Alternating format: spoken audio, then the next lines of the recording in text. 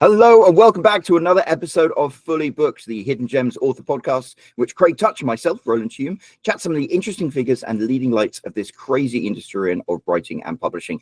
And today we are delighted to welcome a very special guest. It is Aspry Jones, author of Protectors of the Light Crown, an award-winning author, a former broadcast journalist. Like, he's got Baby Yoda in the background. I'm very excited to welcome you to the show, Aspry. How are you doing today? Life is good to me. I'm doing fantastic, guys. Hope you're doing well. That's great. I always like that when you ask people how you're doing, they're like, oh, I'm okay. Or, so when somebody has a positive response, that's always a good thing. And of course, we wouldn't be here without the man himself, Craig Touch, the owner and founder of Hidden Gems and an author himself. How are you doing today, Craig? Are you as good as Aspry? No, I'm getting over a cold, so you may hear it in my voice. But I'm glad that Aspry's feeling great. So I can live vicariously through him. So nice. Welcome to the show, Aspry. And I know, like, the main topic we want to talk today about is, a bad publishing experience you've had and working with a publisher that was not a good one. And that's something that we have talked to authors about in the past, about, I'm sure, different publishers. So it's always good to hear these stories because it's sort of a cautionary tale for other authors, as well as to know who to avoid, but also what signs to avoid, how to get out of those situations and make things work again. So that's the kind of stuff we're going to talk about today. But to get us started, why don't you tell us a bit about yourself and your writing journey, and then we'll go from there. Well, hi. All right, great. Thanks for having me. I started out writing. I was professionally published since I was 16 years old. The first thing I worked on was for the community newspaper in Asbury Park, New Jersey, called The Coaster. And my honors English teacher pushed me toward writing an article about a project we were doing. And she pulled some strings to get me published in The Coaster. And after that, I thought I was hot stuff and called myself a writer from that point on, and went on and just kept on writing, man. I was writing in poetry in the Sanskrit literary magazine. I was editor-in-chief of my high school newspaper. I was doing one thing or another, man. I was off and running. And I ended up actually working for the Asbury Park Press upon graduation. They had awarded me an academic scholarship and gave me an internship. And instead of doing intern work, I ended up writing 2 articles for them. So I thought I was off and running. And I went into broadcast television after college. And I went to Norfolk State University and Clark Atlanta University. And after that, I kind of just forgot all about writing, and I just threw it to the wayside because TV was throwing money at me, literally throwing money at me. And I had to take that job. And if I could go back in time, I would tell 24-year-old me not to do that. Television is a tough business, and it's not good for the spirit to sit around for 8 to 10 hours a day, listening to about war and politics and killing and all kinds of stuff, and then you do it again.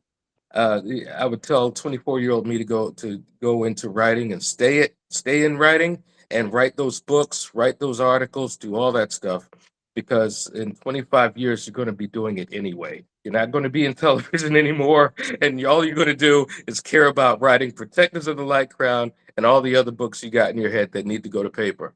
So, yeah, that's what I'm doing. Right now, I'm retired from television. It was a long 25 years, sometimes a good 25 years, sometimes not. And now I'm doing what I'm supposed to be doing, I think, anyway.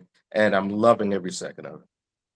I'm 30 minutes away from Asbury Park, so I know it very well. Yeah, I know. Like, I heard of the Coaster and everything like that. What an incredible story. Thank you. Asbury Park, growing up there, it was an unflattering experience, but now it's this beautiful up and coming town that everybody wants to live in. And the house I sold for like $100-some grand is going for $1 million now. And they waited for me to leave to upgrade the place. Yeah. Aspry Jones is gone. The house prices shoot up. Yeah, exactly.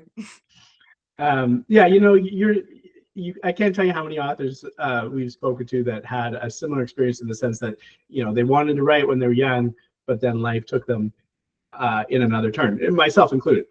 And then they came back to it later in life. I didn't come back to it until it was, I don't know, in my 40s or late 30s. You know, so I wouldn't feel too bad about it. You know, it gives you more life experiences to write about. So, you know, sometimes the inner author of us has to cook a little bit and get really ready to come out and shine. So, and yeah, you know, Protectors of the Light Crown, you know, we were discussing this before we started, you know, has a great cover, looks really good. Is that the book that you worked with a publisher on that ended up not going well? Yeah, well, all right, let's refine how that's worded. I self-published, Right. but what I thought, you know, because I wanted all the money and all the everything. But what I ended up doing was hiring out to edit the book cover and for Publicist. And that was the nightmare experience. My first publicist that I had thought I had vetted very competently. As soon as I thought I was ready, I started looking for a publicist to help me market the book and fine tune and do different things. And I thought I was very smart about choosing. And they put on they had a great game. They talked a great game. They had pretty clothes. You know, everything just looked all dressed up. And I thought I was making a great decision. And it could not have been worse. The first thing they did when I paid them was they lost the money. Oh, yikes. That's not a good Yeah, sign. right off the bat. Like, $1,000. lost it like they dropped it on the subway, or lost it as like they bet it on the horses and it didn't come in? First things first, I paid them and through QuickBooks. And that was the day their QuickBooks account was getting canceled. So they got the money and then they couldn't get the money. And the first thing they did was get on an email and tell me that, oh, Aspry, this happened and so forth and so on. We need you to work it out with QuickBooks to get the money back so that you could repay us the money. And I was like, wait a minute, you're the one that lost the money. How come I'm doing this? You know, and him and Horn and a bunch of Ralph Cramden impressions and blah, blah, blah. And next thing you know, I'm calling my bank weeks later to tell them that they need to help me get the money canceled from the payment canceled from QuickBooks.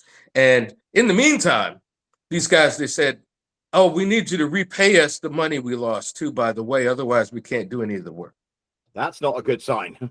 Oh man, I was already in. I didn't know what I was like, oh boy, this is a bad start. So I managed to do that. I paid him.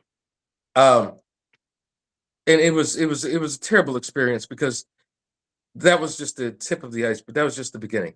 They ended up, now listen, oh, okay. They did a couple of things right. All right, they did a couple of things right. They literally, I drew a map for the world, for my fantasy world. And I asked them, I was like, do you have an artist that could transfer this to the book, you know, make it look like a fantasy book map? And they did, and it was beautiful, and it rocked. And that's pretty much all they did right. They helped me publish the book with Amazon on ebook, my paperback and my hardcover.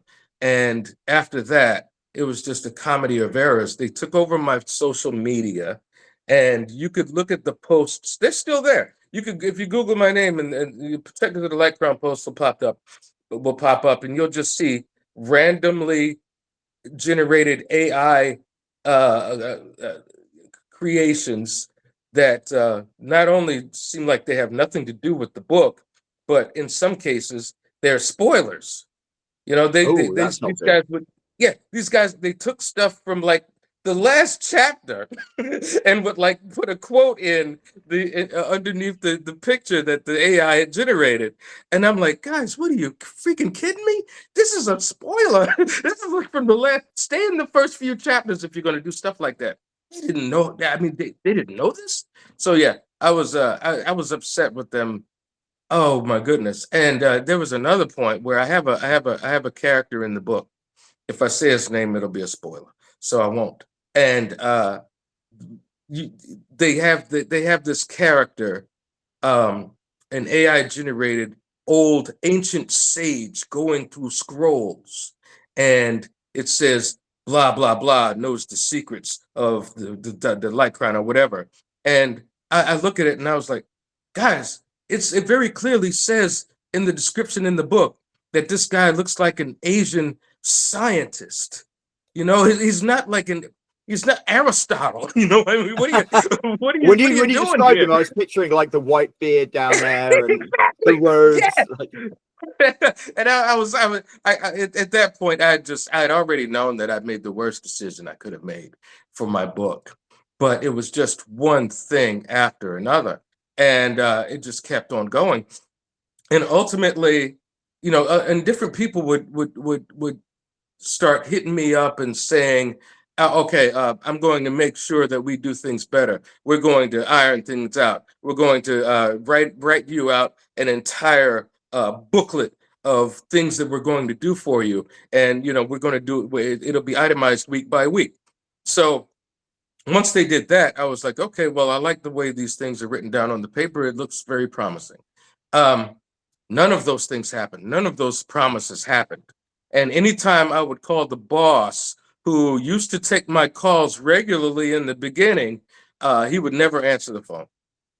And I would find somebody who would answer the phone, and I would talk to them, and they would assure me everything would be all right.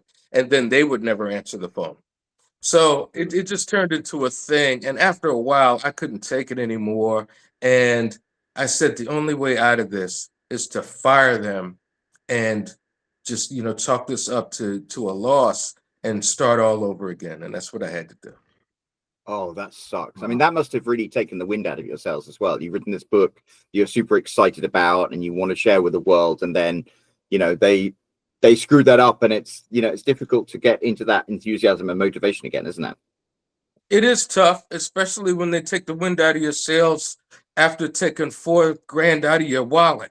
You know, then the next thing you know, you say to yourself, you start doing research, and you're like, all right, how much did I get had here? And the internet will tell you about $4,000 is good money for a publicist who, you know, is going to work hard for you and bust their tails and, you know, get 6 months worth of work. Yeah, I was like, yeah, okay, well, the $4,000 part happened. The other stuff, maybe not the other stuff. So yeah, I was upset, man. But you know what? I'm a mellow dude, and I go through life saying that there's no such thing as a free lunch, you know. And I just feel like that was my way of paying for the wins I was going to get later, because another publicist literally fell out of the sky, and she's been killing it ever since, wiping up messes that they created, doing different things to help me get past the issues they presented, and also doing other stuff on her own that they could not do, like get me podcast interviews.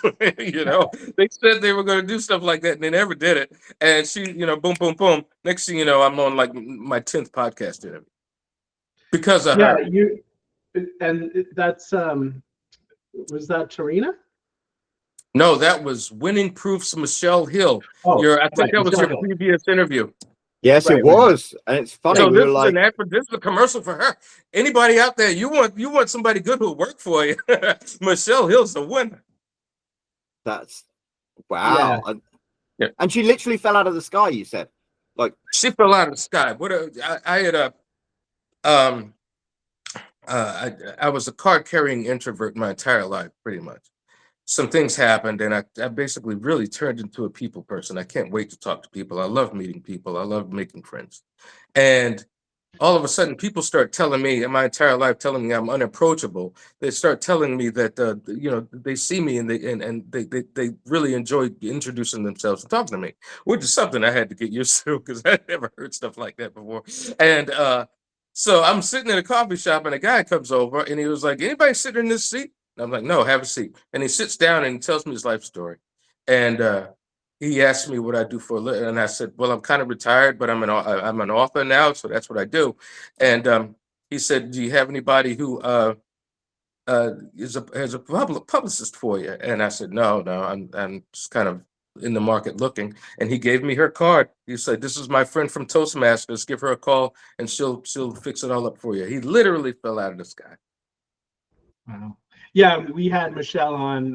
Well, her podcast went live today, but I was just thinking, we recently interviewed another publicist, Trina Hill, and she was or Trina Bell, and she'll be on sort of like the week right before this episode airs. So it's interesting. We'll have that perspective, talking to a publicist and then hearing a story about really bad publicists. And I know one of the things that she had mentioned that at least she does is, she generally does the work before getting the money, and that's probably one of those things that authors that are working with publicists should probably look at, right? So they don't end up spending all this money for work that never gets done. Well, you learn something new every day. Lessons learned, exactly. But we're backing up the point she made. So yeah, listen, I mean, that not everyone works that way, obviously, right? But live and learn. So you had mentioned that some of those tweets that had spoilers on them were still available. You haven't taken them down? I don't know how to take them down because they didn't give me access to how to get into the social media. And when I tried to get that access, he didn't answer the phone.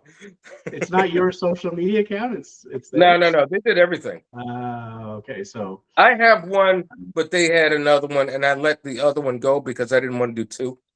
So those guys were doing that whole thing, yeah, and. So there's another lesson that authors, there's another lesson that authors should take from that is make sure that you control your own social media accounts.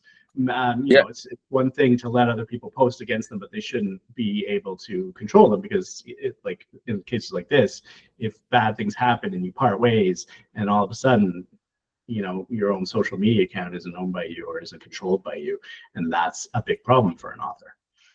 Once again, I had every intention of that being the case.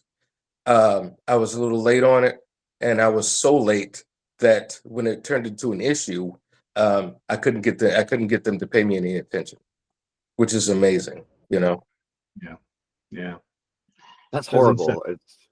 It doesn't sound like a very professional organization. It sounds like, somebody who just said, okay, AI can help me do this, and I'm going to start a company and let it do all the work, and then maybe their intentions were good, hard to say, but obviously they weren't following through. They weren't doing the work involved. They were just trying to offload everything. So definitely. Well, a lot of it was growing pains. A lot of it was growing pains because I've learned a lot from the experience that I didn't know were things in the outset. These are mistakes that I won't make again. And from different issues like my website going down or being inaccessible to me and stuff like that, where I had to hire people to basically lockpick the website so that I could handle it because they wouldn't answer the phone. Things like that. And I feel like I can say things. I can go through stuff like that so that I could say to the next idiot via this podcast, not to make the mistakes I made, and hopefully they'll make other mistakes and they'll tell you about it, and other people will learn. It'll be like a wave going through the country. Pay it forward. That's all self-publishing is, right? We're all learning as we go. We all attempt to share our knowledge, or some of us attempt to share our knowledge with the rest of us, and in turn, we learn from everyone else, and we're all making mistakes as we go. Roland and I have made quite a few in our day, and we've talked about some of them on this podcast. But where did you originally find this publicist? Was it recommended to you, or you just found them sort of randomly on the web? I looked on. It's not like a file. It's a database. I don't know where it is. This was like over a year ago, but it was a database for author resources. and I basically put it out there, and I had a whole bunch of businesses bid for my attention, and I chose the one that looked the best. And wow, Right. Don't judge a book by its cover unless it's protected of the light ground, because that's a damn cool looking cover. Did you contact that service and tell them, you had a bad experience with this publicist? Maybe don't list them again. That's one way to maybe, get back at what was done to you. Nope, but that's a good idea. Well, we wouldn't want them to continue to be recommended. I don't know if you want to mention who they are, but right. We don't want to continue for other people to fall into that same trap. But I think one of the things that is always a good idea is to work with people that are recommended if you're able to. We've covered a couple publicists on our podcast as well. Michelle, I didn't even realize, she might have mentioned it, but the focus of our podcast with her wasn't her publicist business. So I didn't even realize that she was your publicist. But if you can find somebody who recommends, then at least you have a bit of peace of mind that the person you're working from or with is legit and It's sad because this is an industry in which there are some real superstars like Michelle Hill, and then there are people who aren't, and it's difficult to know who to go to apart from through recommendations and things. Yeah. And if you don't know what if you don't know what kind of questions to ask, if you have no idea what the answers might even look like, so it's a lot of it is shooting the fish in the barrel. A lot of it is slipping on banana peels. A lot of it's getting lucky. I would say that I went into this. I'm going to be honest, though. I literally did go into this saying, look, I did all the stuff I was supposed to do to my level of expertise. I wrote the book. Now I need to outsource and have people who know how to do marketing, people who know how to do editing, people who know how to do this. Those people.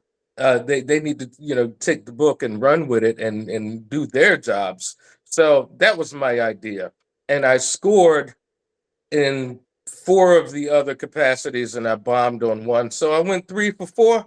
I guess I did all right. Yeah, those aren't bad odds, really, are they? No, those are Derek Jeter odds.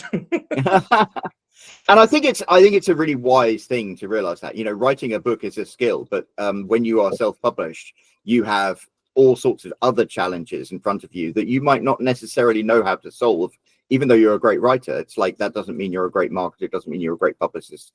These are things that people have as the industry. So I think it shows a lot of wisdom that you identified where you didn't have the pre-existing knowledge to be able to do that, and then try and find people who did. And yeah, 3 out of 4 good results. That's good odds.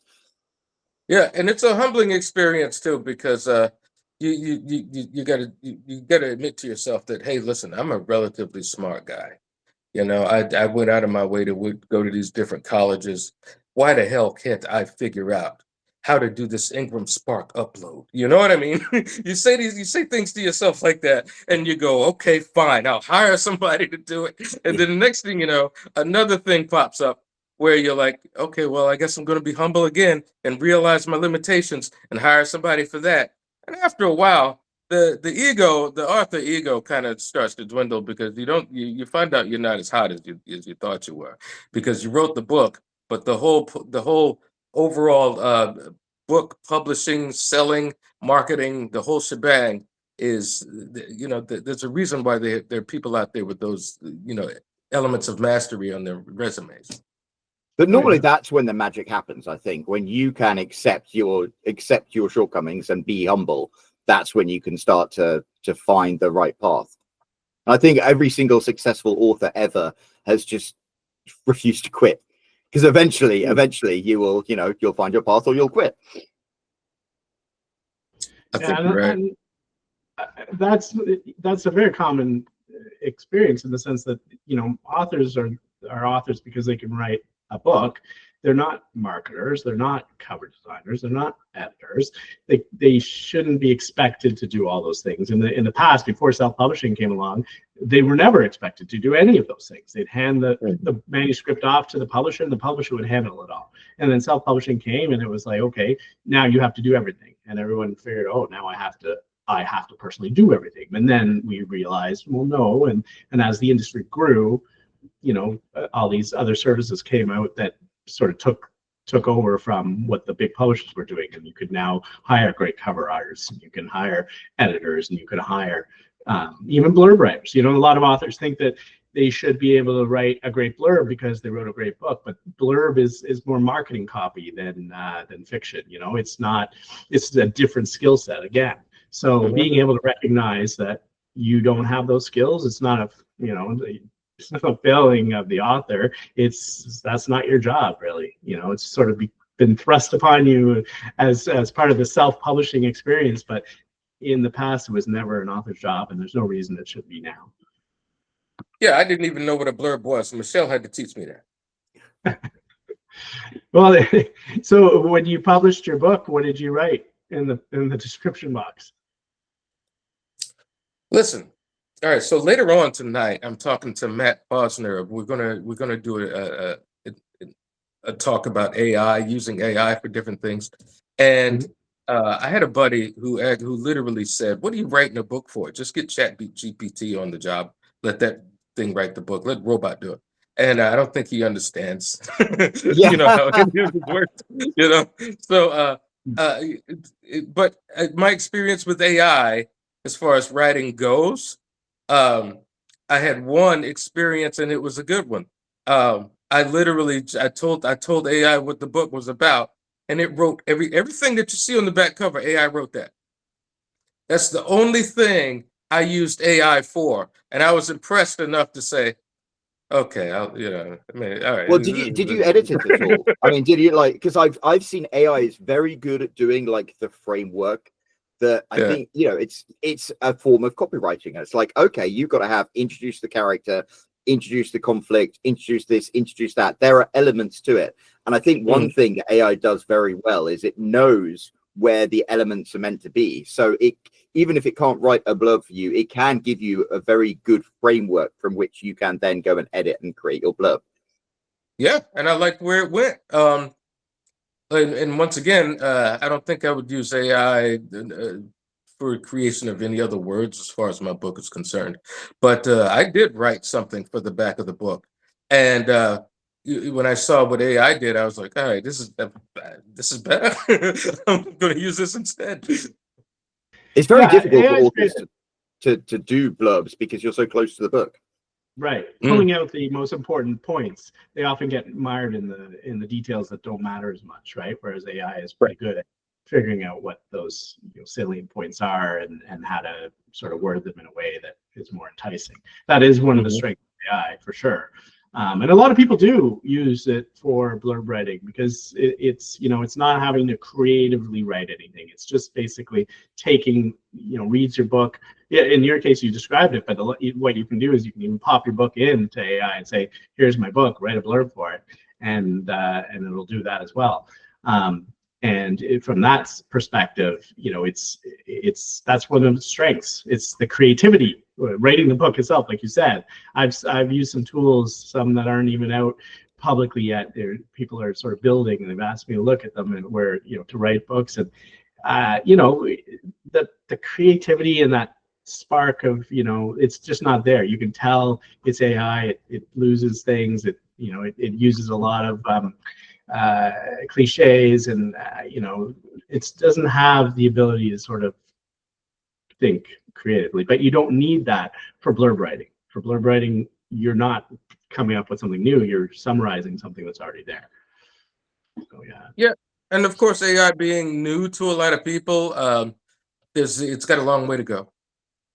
There is a website that it tickles me to death. There's a German website that randomly generates a new article about me every time I go to that website, and it's so amusing. because they know what the name of my next book is, and I haven't even figured it out. It's like it's like hallucinations. It's just so much LSD on that website. It's amazing.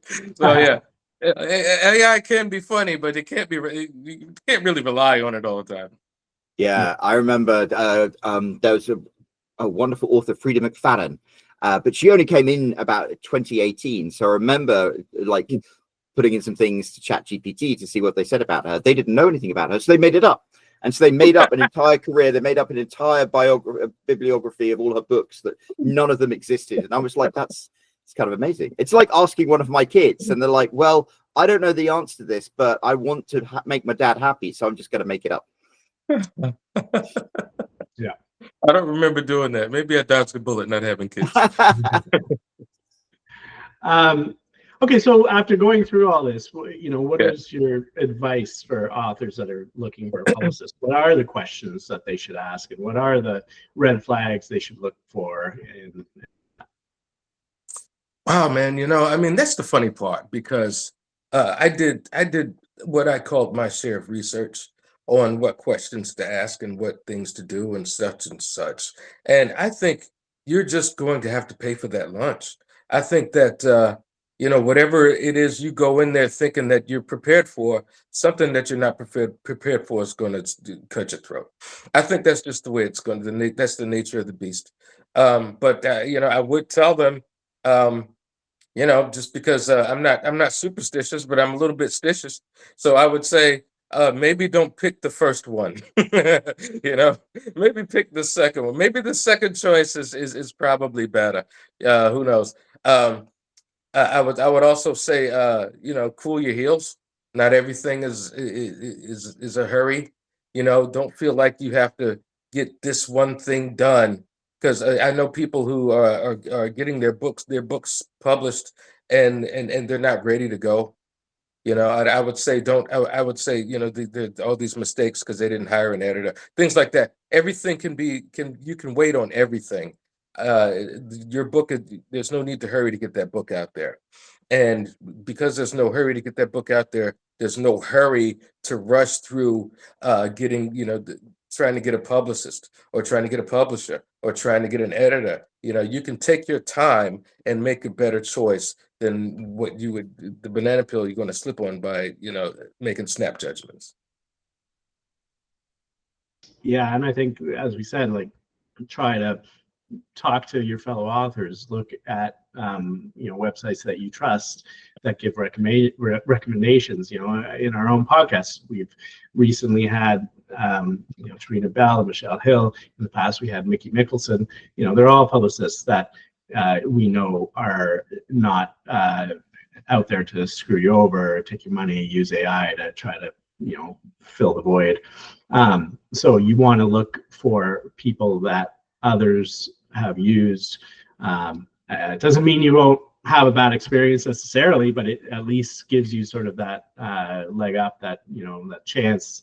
You're not starting from zero necessarily, right? You're starting from a point that hopefully is going to get you a little past. There might be other issues that come up, but at least then you're not flying blind when you're in your choice of a publicist. Yeah, that goes a long way if you have author friends, which I can't say that, which I didn't in the beginning. Right. I've made a ton of author friends since becoming an author.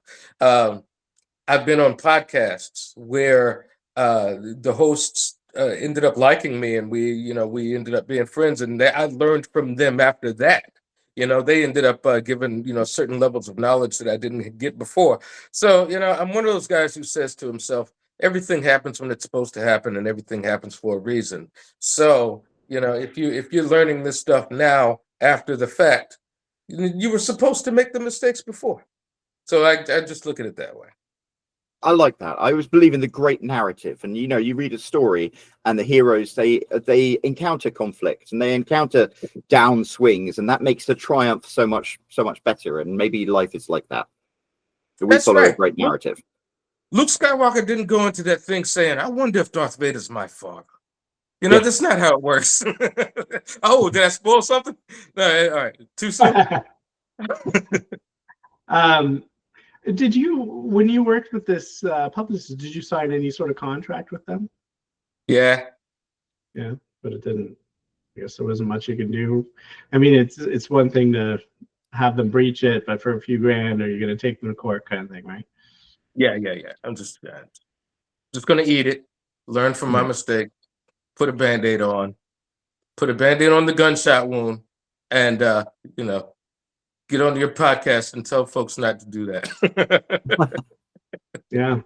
I mean, that's one of the things where people sometimes think, oh, well, I signed a contract, so it's all good. But I mean, unless when you're only talking about hundreds of dollars or a couple $1,000s, what do you really expect? Plus, you have no idea. I bet you never met these people in real life, right? They could be halfway around the world, and there's not much you can do, contract or not. Yeah, I did. I looked into it, and they are halfway around the world. They're all working remote. They don't even go to a building, So yeah, yeah. So you're right, 100%. Contracts don't protect you always. Yeah, another reason to do your due diligence. But like you said, you can't always. Sometimes you're blazing a trail, or you don't have people that you trust, especially when you're starting something new. And sometimes you do have to just take a leap of faith. But yeah, I mean, just like you could say to yourself, "Oh, I'm good at landscaping. I can start a landscaping business." Okay, you're probably great at landscaping, but the business, you know what I mean? You got to figure out how that works. You can't just go into it a star. So yeah, I think that's what I'm calling this experience. So you mentioned earlier, and before we did this, you talked about there's an interesting story about the cover of your book. Just because I know we're limited in time, you got to tell us the story of the cover of your book. Oh, okay, yeah, sure. That's another thing that fell out of the sky. That happens to me all the time. I was law of attraction. Yeah. Well, that's a whole different podcast. I'll see you guys another time. But anyway, a buddy of mine used to be a big time comic book artist. So I called him and I was like, listen, can you do the cover art for my book? It would be great. I haven't seen you do any art in a long time. And he still goes to conventions and stuff, but he hasn't worked. And he said, yeah, sure, I'll do it. Sounds great. And I thought I was winning there, but he never got back to me. There was an error of, I don't really want to do it, that whole thing. And I was wondering to myself, I was like, I think I might need to get a new comic book artist or somebody, a graphic artist, to do my cover art for the book. I took my dog to a dog park, and she got attacked by two Dalmatians. Oh God! So I said, I'm never going to that dog park again. It's over with. So about a month later, we're driving past the dog park. She's in the back seat. She starts going bananas because she knows where we are. And I'm like, okay, fine, I'll take you to the dog park. Just stop freaking out. So we go to the dog park. There's this guy over there. He's got two dogs with him. They're having fun. And I was like, wait a minute, there's a reason why I'm here. And he comes over and we start talking. And I was like, you're a graphic artist, aren't you? And he goes, yeah. How'd you know? And I was like, I need somebody to do my cover art for my book who has an anime feel. And he said, oh, well, have a look at this. He opens up his phone, shows me his stuff, all anime stuff. And I was like, if I give you $500, will you do my cover art? And I hired him right on the spot. That's brilliant. Isn't that? That's weird. That kind of that synchronicity. Yes, that's weird. Oh, synchronous. I told you. I see 1, 2, 3 12 times a day. And it's weird that he was an anime fan. It's my son is super into Dragon Ball, and it's funny now. I've watched it with him. It's like how many people you randomly meet who you can start to have a conversation, and they're like, "Oh, that you're familiar with that." Yeah. I'm deep into that stuff. I'm telling you, a lot of people think I'm crazy and that I see insane things. And I'm like, okay, well, you're not the one who had the comic book, the graphic artist fall into his lap when you needed one. You know what I mean? Me and my buddy, before I got a dog, me and my buddy, we went to a coffee shop. He said, Spree, you got to get a girlfriend or a dog. Which one's going to be? And I was like, well, I got some money in my pocket. Any girlfriend I buy, she ain't gonna last long. So maybe I'll get a dog. But I don't know. I like labs, but I don't know if there's a lab that doesn't shed. We go into the coffee shop. There's a guy sitting there with his dog, and I was like, "What kind of dog is that?" He's like, "It's a silver lab." I said, "How much does she shed?" I said, "It doesn't shed." Oh. I got Silver Labs near me, a brand new litter 20 minutes away. I gave the guy the money and I bought the dog right off the bat. I think it's happen very to me all the time. Well, I always think about writing. It's like, who are writers and what is it about writers? And in some ways, I think to a certain extent, writers understand the synchronicity of the universe because we're like trying to write it at the same time. I think you are right. I have written stuff in my book. I'm not saying I have superpowers, but I've written stuff in my book that ended up happening to me later, which is really weird. That's a whole different. Yeah, level of I've had that weird. as well, but that is weird how those things happen. Yes, it is. It is totally weird. So I took you off on a wild tangent with that. So Craig, if you want to throw us back on, we've got another 5 minutes or so. No, I mean, listen, tangents are part of this podcast. It's we do that all the time. Chris is over there. Can you vibe to any of this stuff, or does it like? I'm more of a I'm more of a logic guy. My partner is very much like that, though. It's for sure. Always like, everything happens for a reason, and I'm like, but what if it doesn't? Like we didn't get this thing because we were meant to. And I'm like, there are bad things, this bad thing didn't happen and something good will happen. I'm like, but what about all the people in the world that bad things happen to and nothing good happened? Like terrible things have happened to them and they have terrible lives. And, to me, it's like, it's just random chance. But yeah, none of us know. So I could be My wrong. wife always says everything happens for a reason. And sometimes the reason is that you're dumb and you make stupid decisions. Yes, I believe in that. In my own personal opinion, I think that we have nothing else to work with except our own personal opinions, our own personal experiences, and our experiences shape our beliefs. They shape who we are. They turn into our opinions. It's what we believe, what we think, what we say, and what we do. And if you can't identify with any of the stuff I'm talking about, that's because you've lived a completely different life, and nobody can expect you to vibe with what I'm talking about if you weren't there for it, and vice versa. So, the whole idea of judging people for, who they are, you don't know what the kind of shoes they had to walk in. So, you know what, let's just all, come together, love each other, read each other's books, and have a good time, man. That's what this is all about. I completely agree with that. I'm very much live and let live. People want to make those choices, and that's the choices that are right for them, then that's right for them. And I'm always sort of saying the sort of I'm definitely the kind of person that will look at someone the other point of view. If there's some opposing group, I'm always trying to think of why are they like that? What has happened to them that has caused them to be like that? I'm not just, oh well, they're terrible, they shouldn't be thinking like that. It's like they had different experiences, like you said. It's a big world out there, right? And we're all learning different things, different times, different experiences, and that's why we have so many great books out there. If everyone lived the same life, our books would be very, very similar and not very few, or very many. Man, you nailed it. There you go, man. Absolutely, 100%. So we are approaching the top. We got different books. Mm-hmm. So we're approaching the top of the hour. I want to say, so Aspry, Right. What for anyone listening, they enjoyed this. What advice do you have? Let's other people learn from your mistakes. What advice could you give for somebody who was where you were like a couple of years ago with a book they're really excited about and proud about? What would you recommend that they do in order to find the right people to make connections with? I think that's. I'm a little bit with Chris on this. Sometimes it's random chance. You're supposed to. You're here to learn.